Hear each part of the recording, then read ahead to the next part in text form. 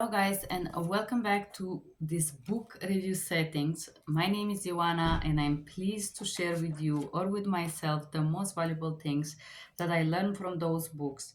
In this video today, I'm gonna review or repass things that I love about Transform Your Boundaries with Sherry Gilman.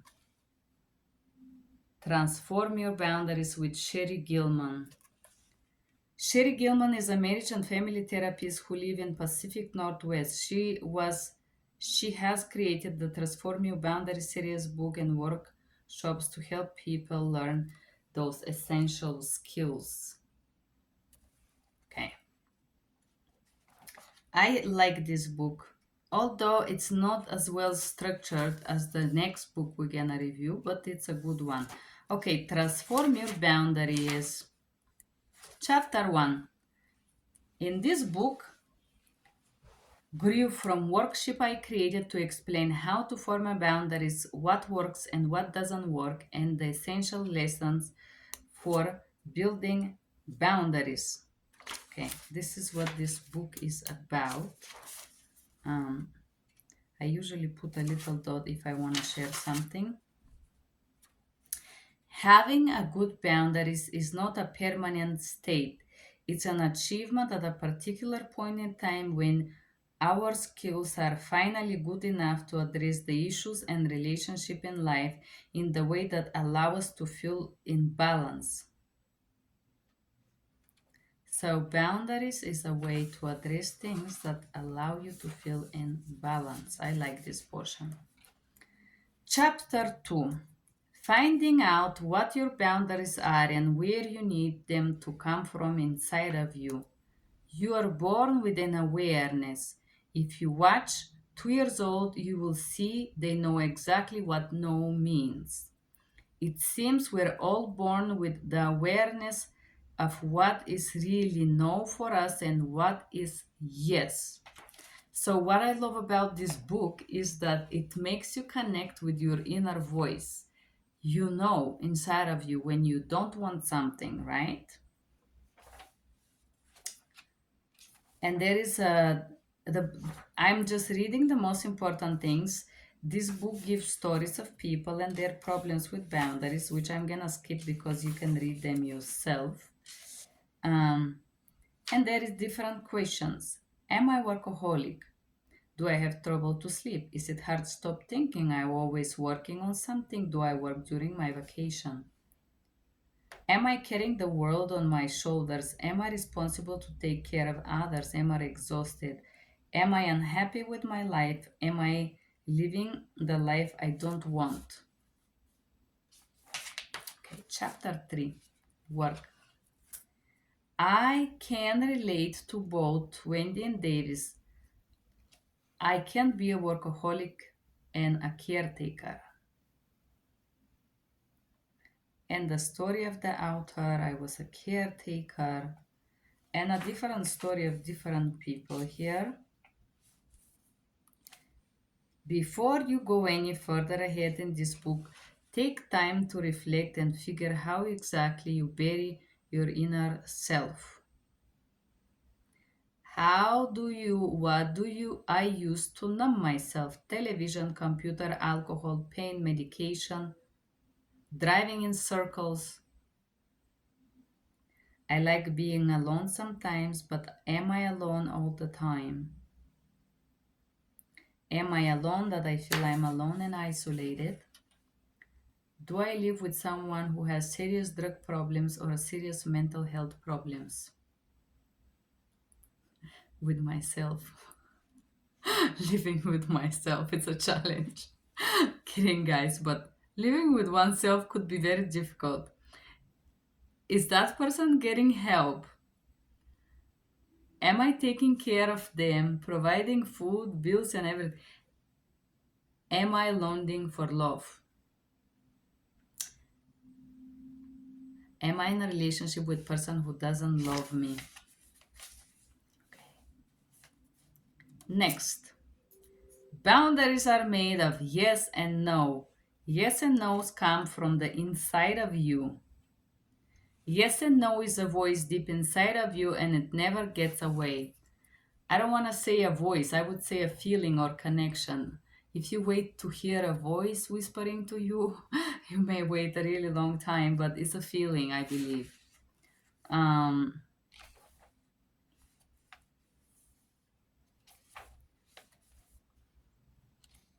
Listening to your yes and no, listening to your boundaries will save you from workaholism, caretaking, sacrification, numbing yourself, isolation. What has been your I can't story? Sometimes we argue with our boundaries mostly because we are trying to take care of other people. We ignore, we suffer when we ignore the part of our inner self. Depression, sleepless, frustration are all have strong connections to our yes and no.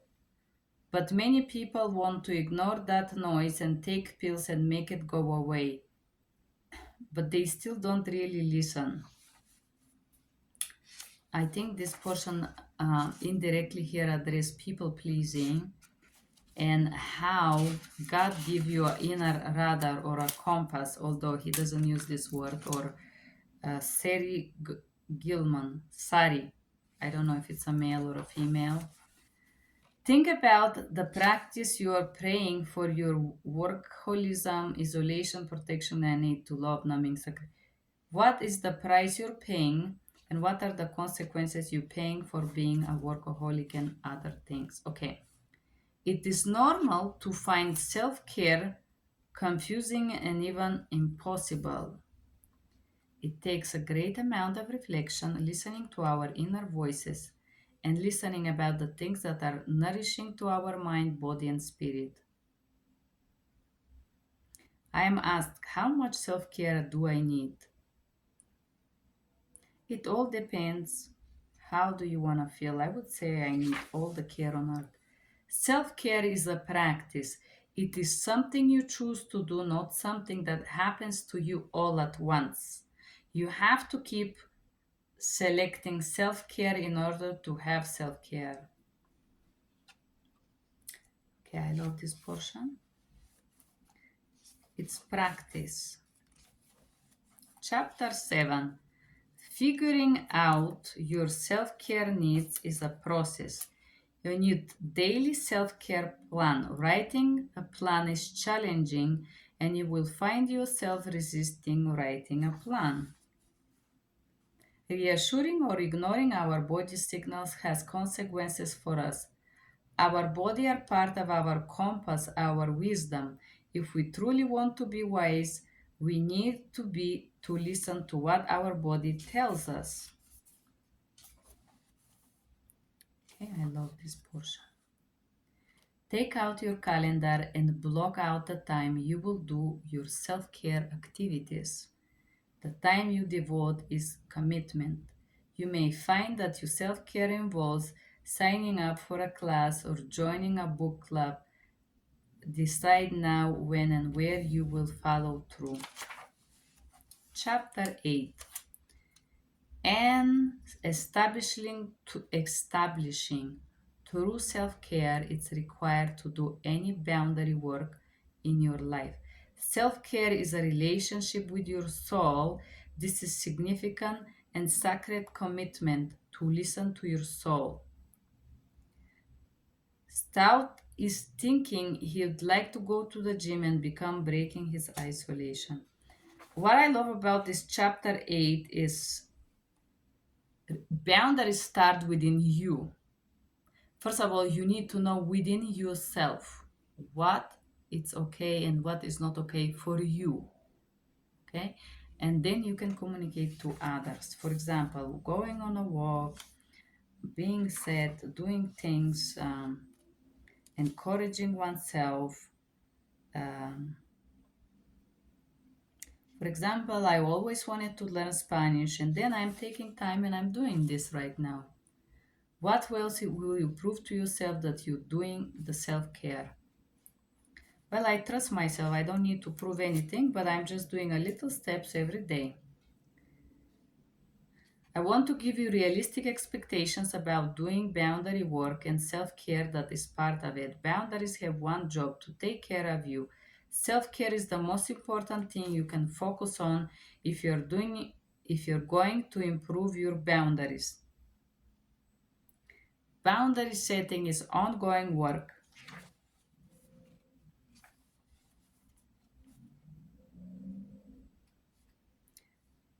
Did I ever say the boundary work is easy? What is your hurdle?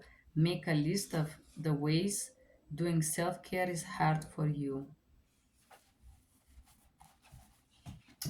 Chapter 10. As we each develop a better connection to your inner yes and no regarding self care, we can find ourselves standing in a new and unfamiliar place. So we can call it now what place. We need to have plans to everything. It can be difficult to listen to your inner guidance, yes or no, because you don't have a plan.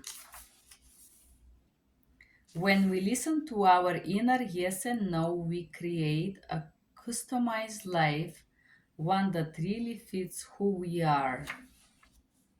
I like this portion. Put the P for patient in your list next to the things you would like to take some practice on. Are you willing to be patient with yourself? Chapter 11. The emotions can feel like a huge tornado ripping you apart from the inside. Dealing with emotions. Yes and no are not emotions. Boundaries are not emotions. Think about some boundaries you have been afraid to move forward to. List those boundaries that you hold inside and avoid because you are afraid. Pick one from your list to do. So I want to say something here about feelings because this chapter slightly mentioned feelings. Feelings are your compass to where you need a boundaries or communication or something to adjust. If you feel you don't belong, like I feel I don't belong in this country anymore, I know that my time here is over. I'm ready to move to a new country. I am so ready inside of me that just doing the steps that this is take, it's easy for me now because I know for me it's time to move and I don't have no more emotions about the bad day I have, the horrible time I have. I know for me it's over. The life in this country is over, and for me it's ready to move on. I do not resent anymore the reality around me. Our feelings, chapter 12. Our feelings can be wild and untamed.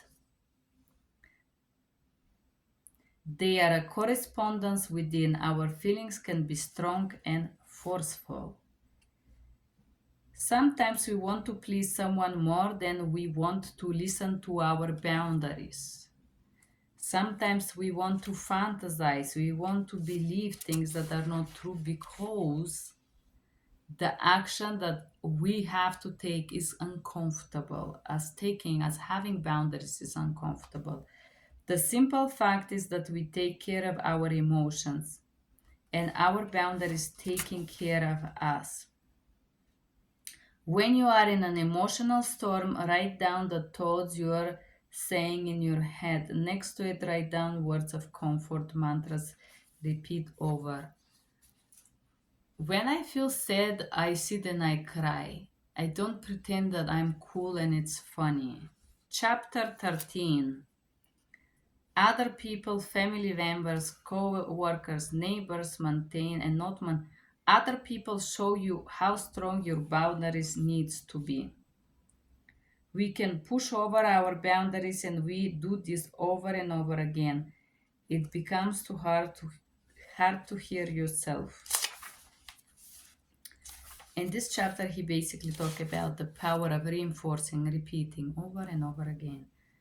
Those can be small things or bigger things. The purpose is to practice sticking to your boundaries. Chapter 14. Other people will not maintain your boundaries. People will push against your boundaries, and when pushed, you may give up your boundaries. You must prepare to hold your boundaries firm. It is not the job to other people to maintain your boundaries. It's your job. How do you get manipulated? New boundaries would practice helping, not being pushed. I'm using the word new boundaries to those may not seem new to you, but if you haven't upheld them, then they haven't yet become boundaries. So you will use the word new. It basically mean reinforced boundaries that are violated. While all of us will experience having our boundaries pushed, it is important to remember that part of setting a boundaries is holding that boundary when pushed. Expect your boundaries to be pushed. Other people are not better or stronger than you are. When they push on your boundaries, you show them that the boundary is indeed firm.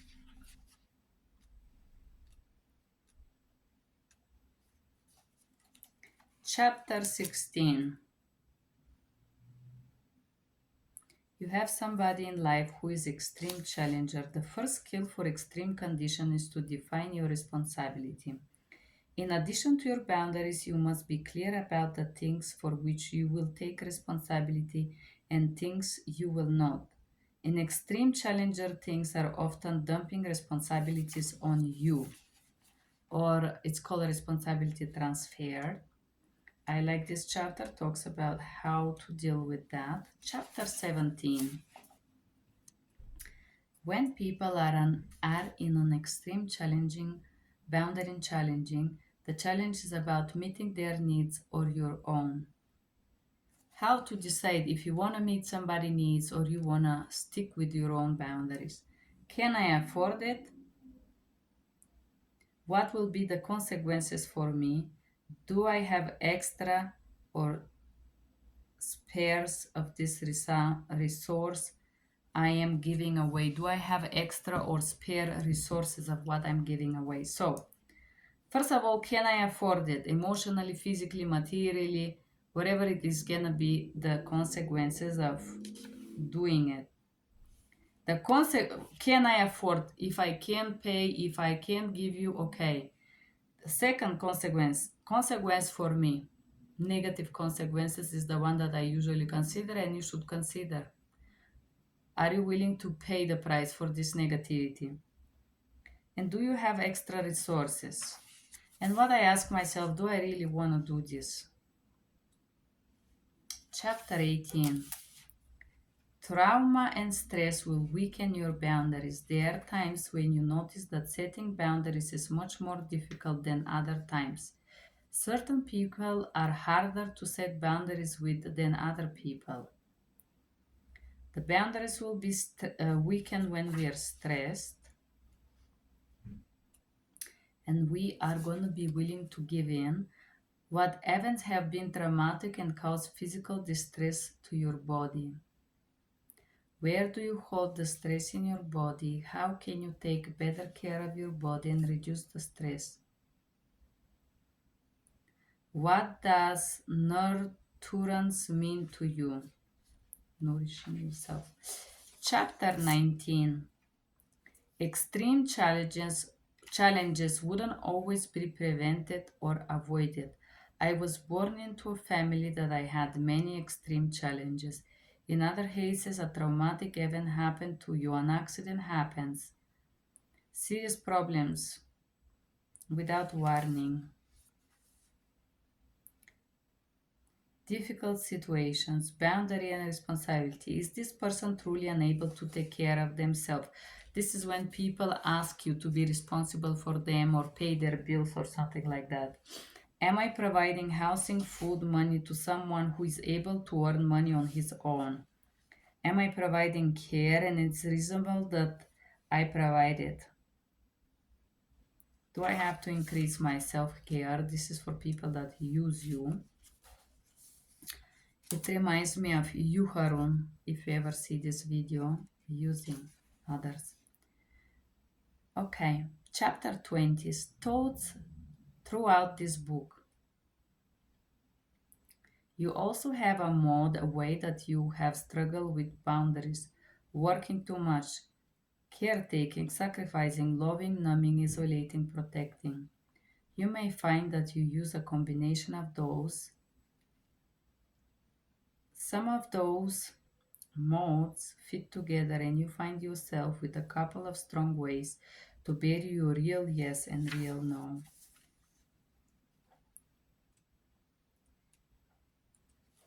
And this one is extremely challenging to um, set boundaries.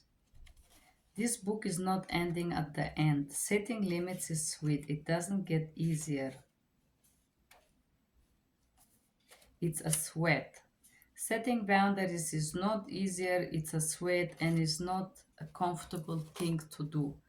But I think if you really care for someone, you make that effort to communicate your limits. Thank you for being here, reviewing this interesting, useful book with me. Bye bye.